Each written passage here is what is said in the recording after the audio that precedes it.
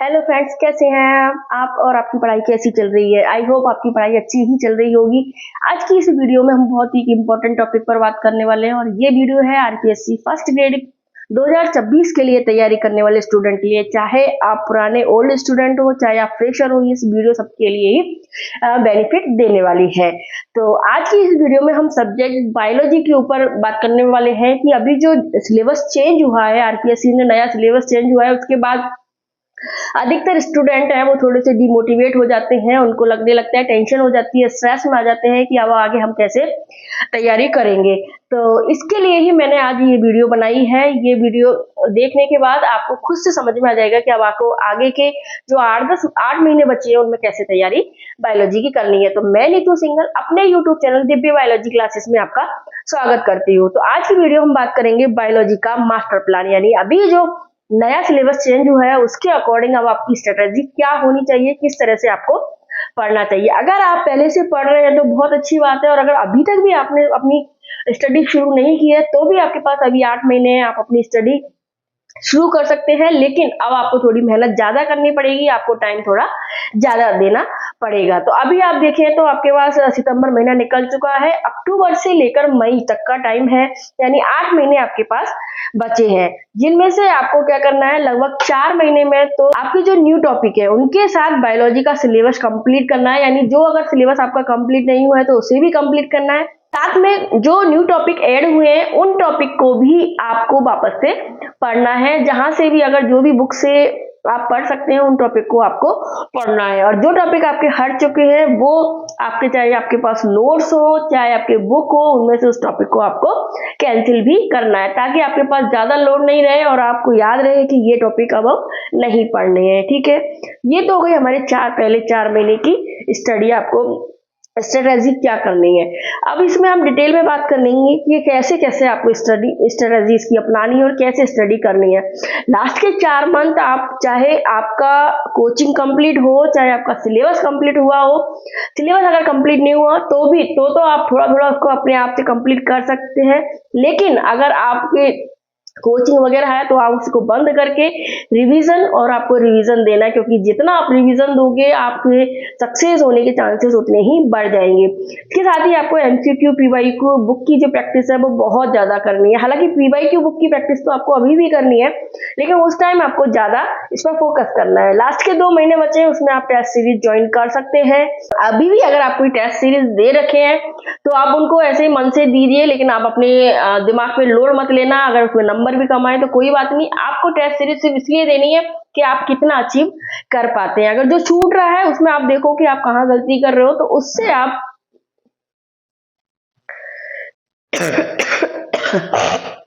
अभी आपको क्या करना है उसके बारे में हम बात करने, यानी पहले स्टार्टिंग के 4 महीने में आपको क्या करना है उसकी स्ट्रेटेजी आपको बताती हूँ। क्योंकि स्ट्रेटेजी आप अपनी भी बना सकते हैं, लेकिन आपको एक गाइडेंस मिल जाएगा तो शायद आपके लिए सोने पे सुहागा हो जाएगा और आप अपनी तैयारी को और भी बेहतर कर पाओगे। तो आपको सबसे पहले क्या करना है, अगर आपने अभी तक भी एनसीईआरटी नहीं पढ़ी है तो मैं आपसे बार बार कह रही हूँ, चाहे फ्रेशर्स हो या ओल्ड स्टूडेंट हो, आपको वापस से एनसीईआरटी पढ़नी है।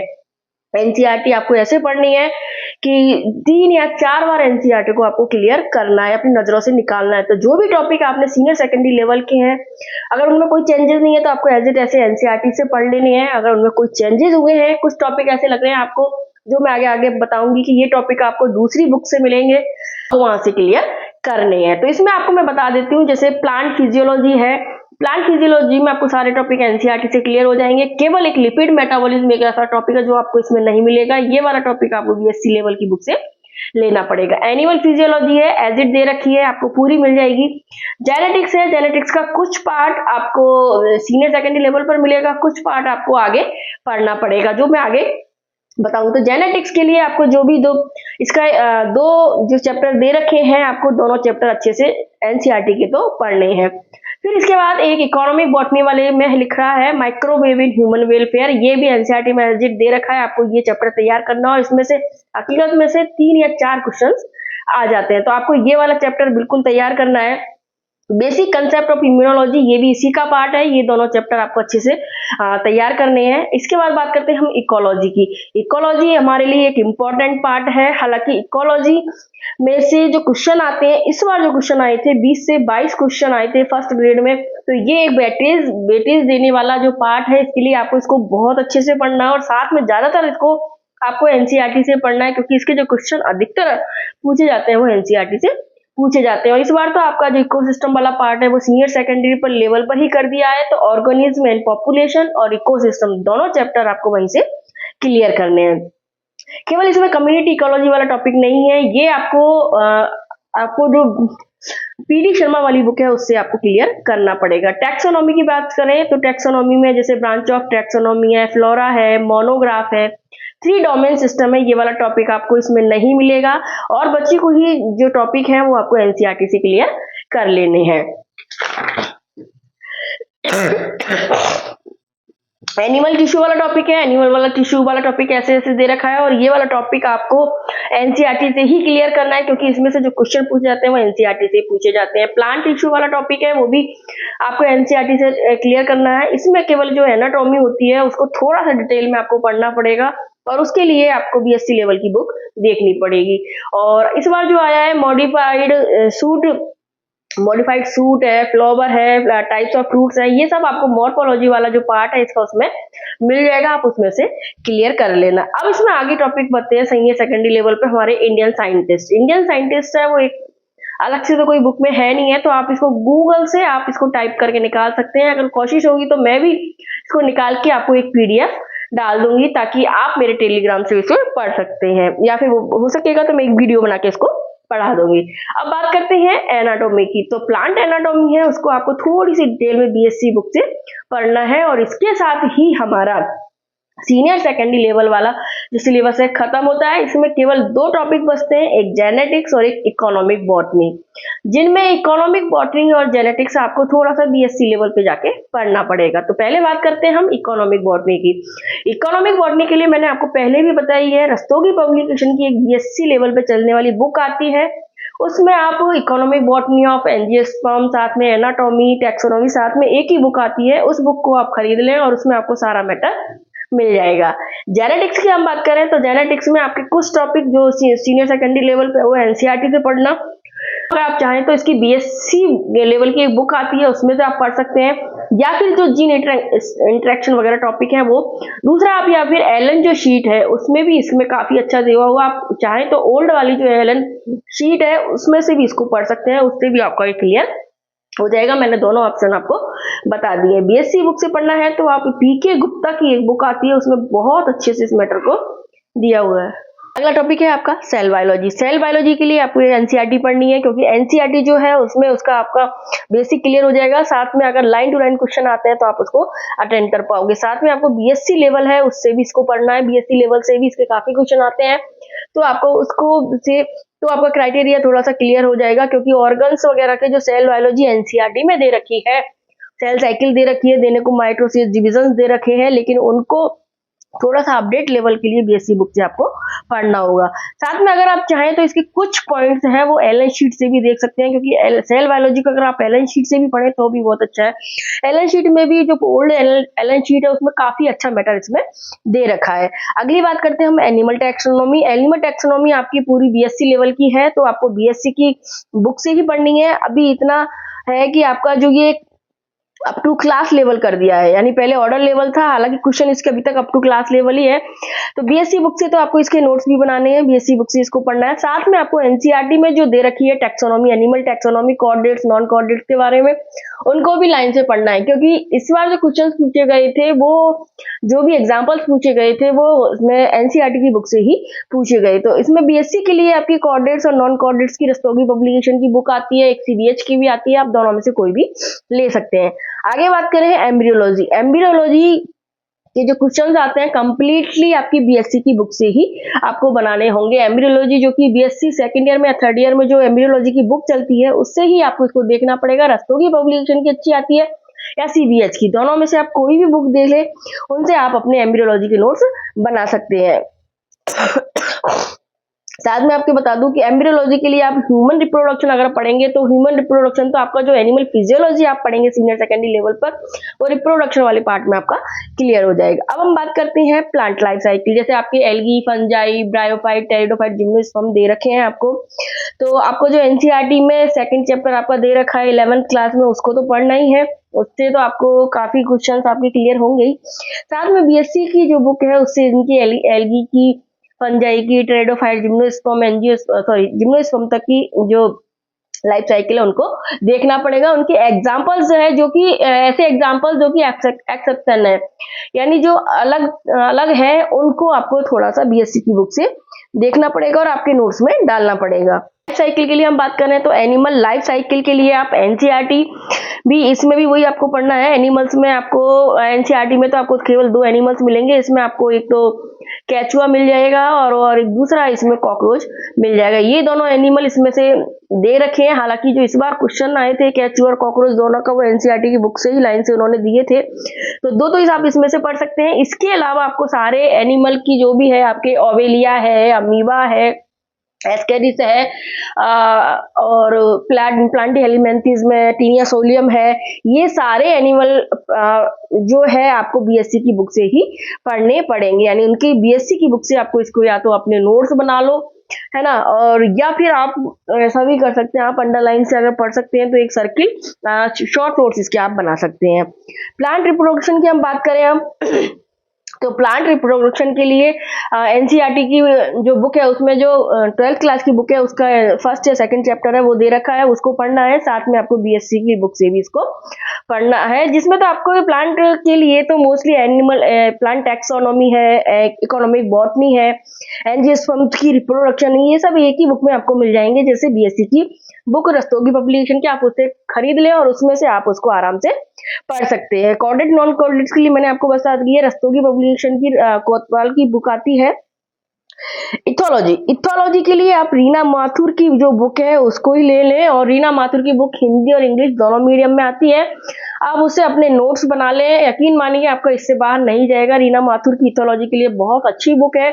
इस बुक में आपके जो भी ऐड हुए हैं, जो भी टॉपिक आपके नए ऐड हुए हैं, वो टॉपिक भी आपको मिल जाएंगे सबकी, जो भी जैसे सेक्सुअल बिहेवियर है, या फिर जो हनी बी का पूछ लिया, या फिर मंकी का और उनका सोशल बिहेवियर पूछा है, ये सब आपको रीना माथुर की बुक में मिल जाएंगे। ठीक है। बायोस्टैटिक्स के लिए बीएससी के 3rd ईयर में एक बुक चलती है सीबीएच की, उसमें आपको बायोस्टैटिक्स पूरी मिल जाएगी। मैंने आपको एक तरह से एनालिसिस करके वापस से बताया है, क्योंकि कंफ्यूजन आपका जैसे दूर हो सके कि आपको बीएससी लेवल पे कौन सा मैटर पढ़ना है, एनसीईआरटी से आपको कौन सा पढ़ना है। इसके लिए मैंने बुक लिस्ट में पहले मेरी वीडियो बना रखी है, आप चाहे तो उस वीडियो को जाके भी देख सकते हैं, ताकि आपको क्लियर कट हो जाएगा कि आपको कौन सी बुक से पढ़ना है। और जो न्यू टॉपिक है उसके लिए मैंने आपको बुक सजेस्ट कर दी है कि आपको ये चीजें कहाँ से पढ़नी है।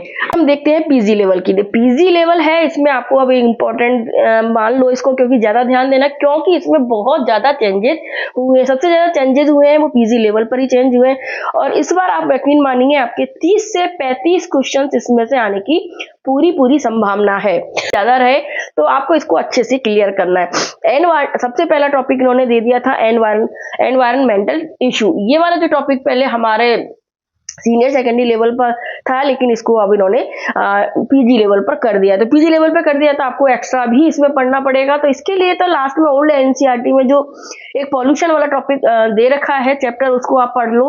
तो एनसीईआरटी से तो उसको तो पढ़ना ही है। साथ में आपको एलन शीट में भी इसका अच्छा मैटर दे रखा है, उससे भी पढ़ सकते हो।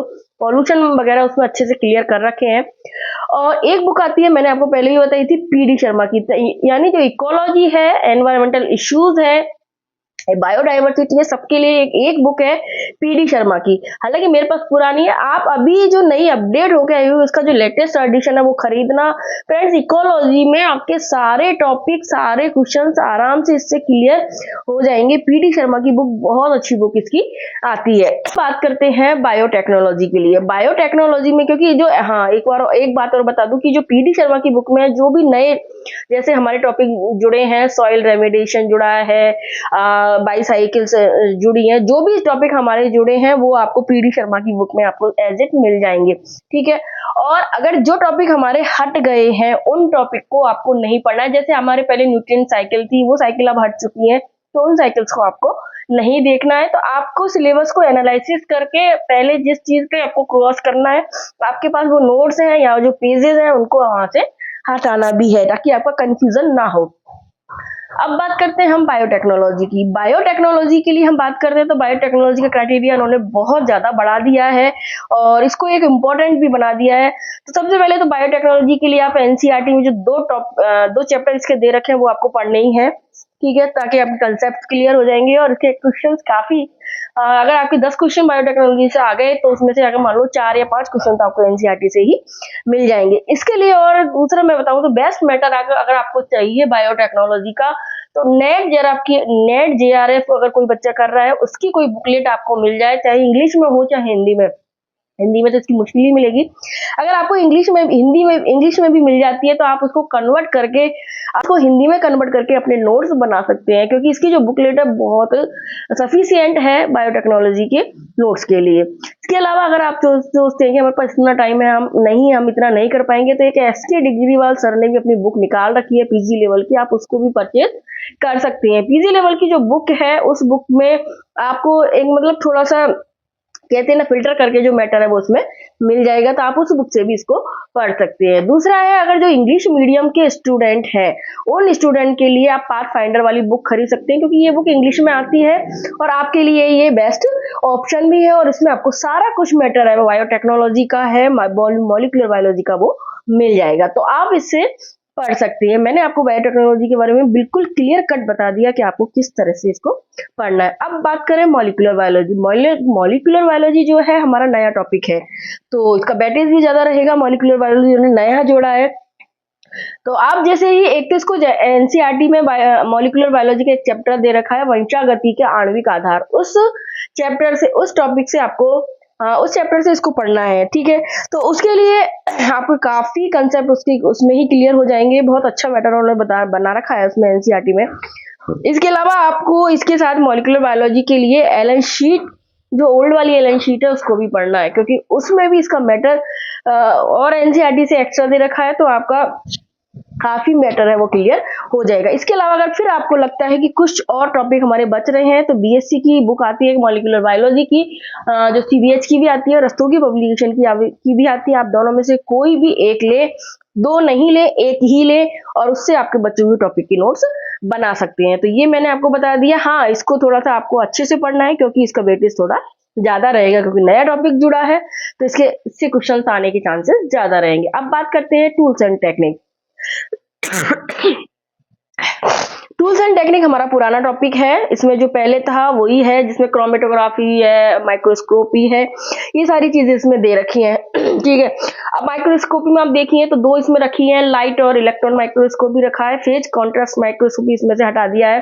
तो जो टॉपिक हटे हैं उन्हें छोड़कर ही आपको नए टॉपिक को केवल पढ़ना है। इसमें और देखें तो एक एलिजा वाला जो टॉपिक है वो जोड़ दिया है, ठीक है। तो ये सब टॉपिक है आपको इसकी नई बुक में पढ़ने। तो इसके लिए अगर आपको इसके लिए भी अगर नेट वाली बुकलेट अगर आपको मिल जाती है, नेट जेआरएफ की टूल टेक्निक की बुकलेट मिल जाती है, तो आपके लिए बेस्ट ऑप्शन रहेगा। आपको ज्यादा छानबीन नहीं करनी पड़ेगी, आप उसे हिंदी में कन्वर्ट करके भी आप अपने नोट्स बना सकते हैं, या फिर इसके एक एक टॉपिक को लीजिए और एक एक टॉपिक को आप गूगल में डालिए, गूगल से आपके इसके हिंदी और इंग्लिश दोनों में आपके नोट्स निकल जाएंगे, और उन नोट्स को आप अपना या तो प्रिंट करवा लो या फिर आप अपने हाथों से नोट्स बना सकते हैं, क्योंकि मैंने तो गूगल से ही इसके सारे टूल्स एंड टेक्निक वाले नोट्स बनाए थे। या फिर आप कहते हैं कि हमें थोड़ा सा शॉर्ट और स्वीट पढ़ना है और आप दूसरे के नोट से पढ़ सकते हैं, तो एसके डिग्रीवाल सर की जो एक बुक आती है, मैंने बताई थी ना पीजी लेवल की बुक है, उसमें भी इन्होंने टूल्स टेक्निक दे रखी है, आप वैसे भी पढ़ सकती है। या फिर इसके अलावा भी अगर मेरे पास जैसे टाइम मिलेगा मैं कोशिश करूंगी अपने जो नोट्स हैं उनसे आपके जो भी टॉपिक है उनको क्लियर कराने की कोशिश करूंगी, ताकि मैं उनको पढ़ा दूं और आप अपनी पीडीएफ से अपने नोट्स बना सके। जहां तक जितना हो सकेगा फ्रेंड्स मैं आपके लिए करने की कोशिश करूंगी। करें हम इसका बायोजियोग्राफी, लास्ट टॉपिक है बायोजियोग्राफी। बायोजियोग्राफी में आपको क्या करना है, मैंने आपको बताया एक तो ये आपको एनसीईआरटी की पढ़नी है। एनसीईआरटी का ऑलरेडी एनसीईआरटी में एक बायोडायवर्सिटी के नाम से टॉपिक दे रखा है, उसको पढ़ना है।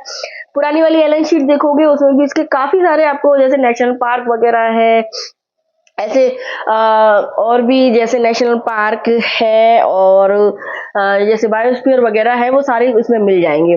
ठीक है, इसके अलावा आपको पीडी शर्मा वाली बुक लेनी है, जिसमें से आपको जैसे IUCN है, CITs है, इन सब के बारे में आपको इसमें से मिल जाएगा। तो इसमें आप अपने नोट्स बना लें, साथ में मेरे भी कुछ नोट्स बने हुए हैं, इनसे भी मैं आपको कुछ टॉपिक जैसे राजस्थान की रेफरेंस में है, नेशनल पार्क है, बायोस्फीयर रिजर्व है, उनसे मैं कराने की कोशिश करूंगी। और अगर आपको ऐसा लगता है कि कोई और बुक मिल गई, जैसे आपको UPSC या RPSC लेवल RS की कोई बुक मिल जाती है, क्योंकि उसमें भी बायो डायवर्सिटी या बायोजियोग्राफी के नाम से टॉपिक दे रखा है, तो उन नोट्स से भी आप अपने नोट्स बना सकते हैं। तो आपको मैंने इतने ऑप्शन दे दिए, लेकिन आपको थोड़ा सा अपने आप को सेलेक्ट करना पड़ेगा कि मैं कैसे कर सकती हूँ। अब हम आगे बात करें, ये तो हो गई हमारी पूरी बायोलॉजी का सिलेबस हो गया कि बायोलॉजी को आपको कैसे क्लियर करना है। मैंने एक एक टॉपिक आपको अच्छे से समझाया है, ताकि फ्रेंड्स आपको कोई भी कंफ्यूजन नहीं हो।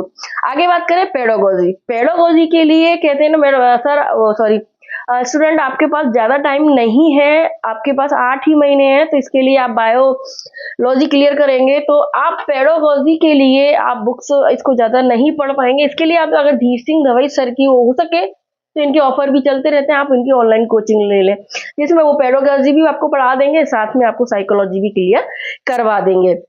ठीक है, साथ में फिर इसकी एक MCQ बुक आती है इनकी फर्स्ट ग्रेड के लिए, वो MCQ बुक इसकी ले सकते हैं। तो इस तरह से आपका ये वाला पोर्शन है क्लियर हो जाएगा। इसमें से जो 10 क्वेश्चन आते हैं, आपकी टेंशन खत्म हो जाएगी। ओके, और जैसे आप किसी और सर से पढ़ रहे हैं तो वो भी आप देख सकते हैं, लेकिन मुझे ये सर बेस्ट लगते हैं, इसके लिए मैंने अपनी पब्लिकेशन की बुक खरीदी और इनकी नोट्स बनाए थे।